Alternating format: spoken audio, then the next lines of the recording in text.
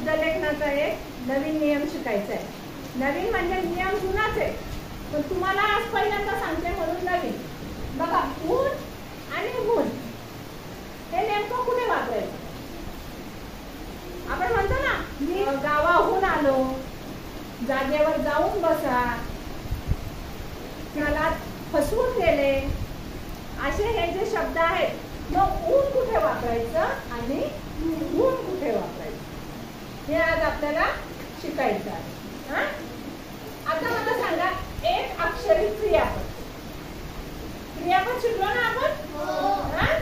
एक अक्षरी क्रियापद सांगा बरं. एक अक्षरी, एक अक्षरी, एक अक्षरी, अजून अजून घे,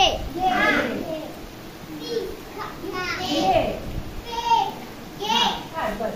आता हे बघा, खा, पी, दे, घे, ये, यांच्या पुढे खा, ऊन,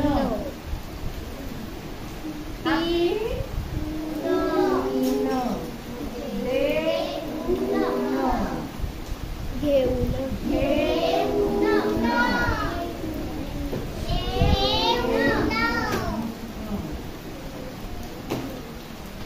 म्हणजे एक अक्षरी जे क्रियापद असतात त्यांच्या पुढे येतो ऊन.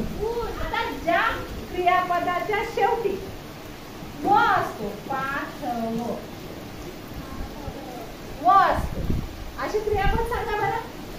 क्रियापद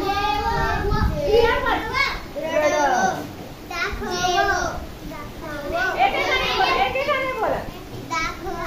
दाखव,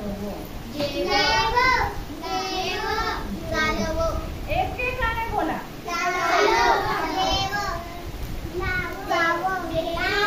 असे भरपूर आहे. लाव, ज्या शेवटी, ज्या क्रियापदाच्या शेवटी व असतो त्याला लावायचं ऊन. पाठवून, रड, दाखवून, जेवून, चालवून, लावून. म्हणजे ज्या क्रियापदाच्या शेवटी व असतो त्याला ऊन लावायचं आणि ते फक्त एक अक्षरी क्रियापद असतं.